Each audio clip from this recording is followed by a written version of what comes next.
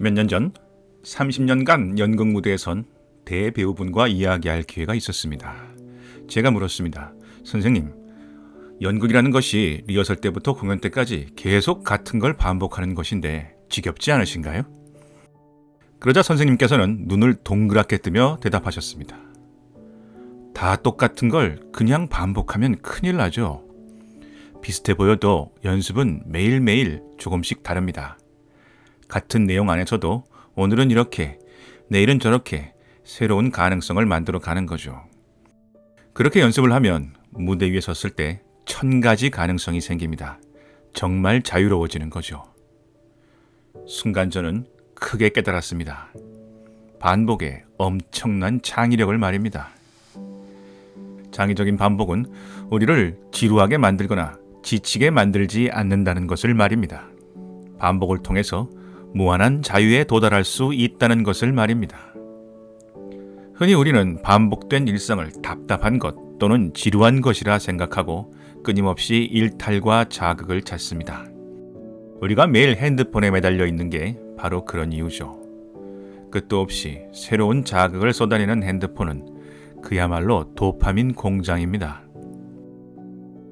똑같은 일상의 지리멸렬함을 견디기 위해 작은 화면 속 새로운 자극들에 몰입하고 있는 것입니다. 하지만 사실 반복은 좋은 것입니다.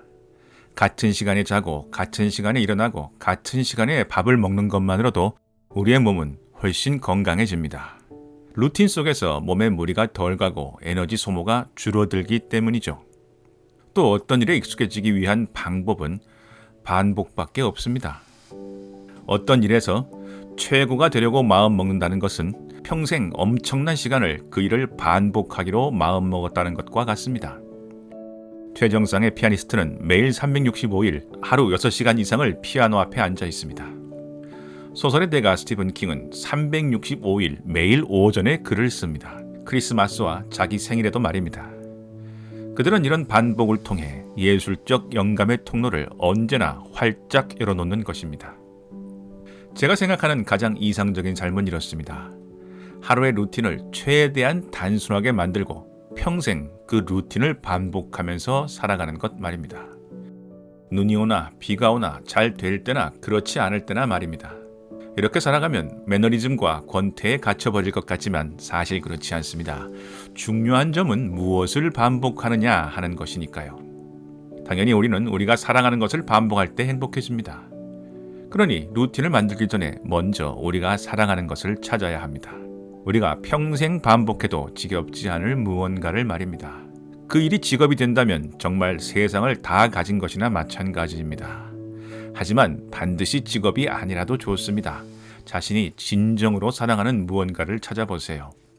그것은 하루 30분 독서일 수도 있고 강아지와 산책하는 것 같이 소소한 것일 수도 있습니다.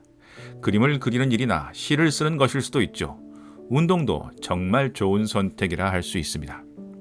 건강을 해치거나 미풍양속을 해치는 일만 아니라면 무엇이든 좋습니다. 그런데 사실 자신이 무엇을 좋아하는지 분명히 아는 사람은 그리 많지 않습니다.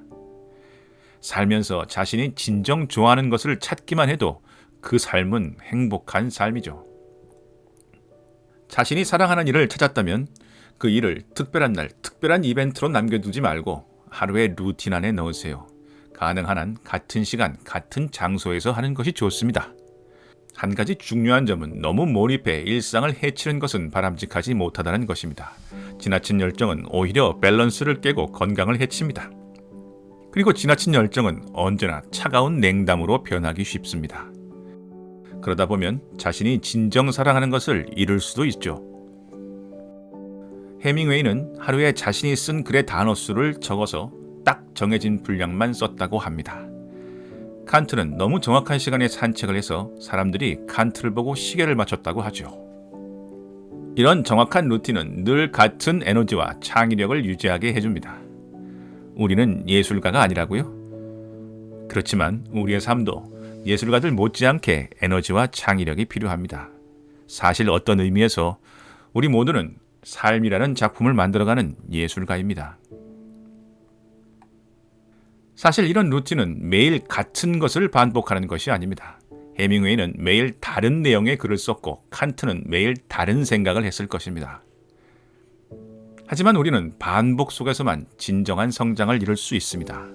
하루하루 미세하게 성장하며 전진하는 것입니다. 이렇게 이루어진 성장은 튼튼한 뿌리를 가진 나무처럼 쉽게 흔들리지 않습니다. 무엇보다도 삶에 큰 기쁨을 안겨줍니다. 이것이 제가 창의적 반복이라고 부르는 과정입니다.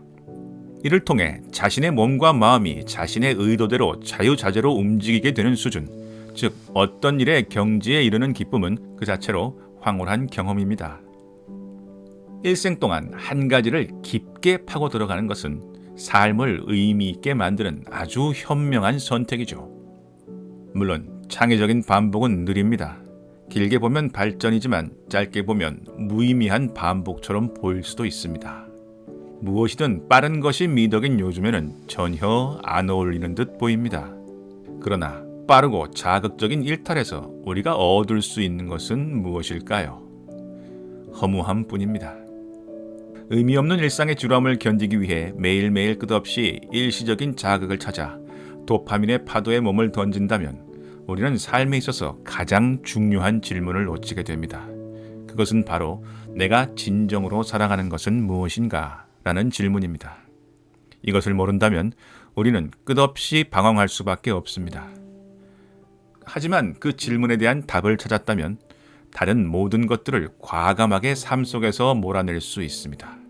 그리고 아주 단순하고 창조적인 반복 속에서 살아갈 수 있게 되는 것이죠. 창조적인 반복의 삶은 늘 여유와 기쁨이 넘칩니다.